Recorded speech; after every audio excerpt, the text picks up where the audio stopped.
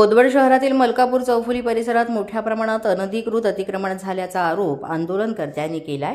हा परिसर छत्रपती शिवाजी महाराज चौक म्हणून ओळखला जात असून चौक पूर्णपणे मोकळा ठेवण्याची मागणी सातत्यानं करण्यात येते। स्थानिकांच्या मते अतिक्रमणामुळे वाहतुकीला मोठा अडथळा निर्माण होत असून अपघातांचं प्रमाणही वाढलंय। आतापर्यंत अनेक गंभीर अपघात घडले असून 10 ते 15 जणांचा यात दुर्दैवी मृत्यू झाल्याचा दावा या आंदोलनकर्त्यांनी केलाय।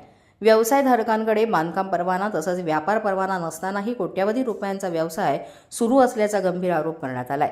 गेल्या 7 वर्षात मोर्चे, उपोषण, निवेदनं आणि विविध आंदोलनं करूनही प्रशासनानं पूर्णपणे दुर्लक्ष केल्यानं आता आत्मदहन आंदोलनाचा इशारा देण्यात आलाय।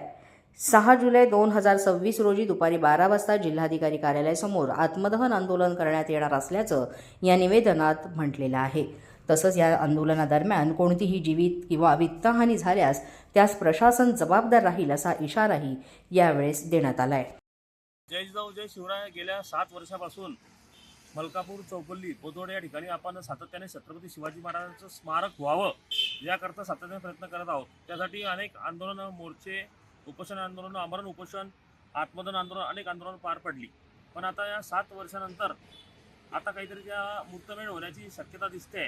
त्यामुळे आज आम्ही जिल्हाधिकारी साहेब या ठिकाणी यांच्या कार्यालयामध्ये जाऊन निवेदन दिलं आहे। त्यांनी आपल्याला 1 महिन्याचा अल्टिमेट दिला आहे।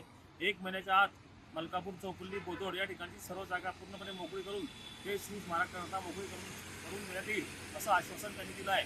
ते आश्वासन त्यांनी न पाडल्यास आपण 6/7/2026 रोजी सोमवार ठीक 12 वाजता जिल्हाधिकारी कार्यालयासमोर आत्मदहन आंदोलन करणार आहे।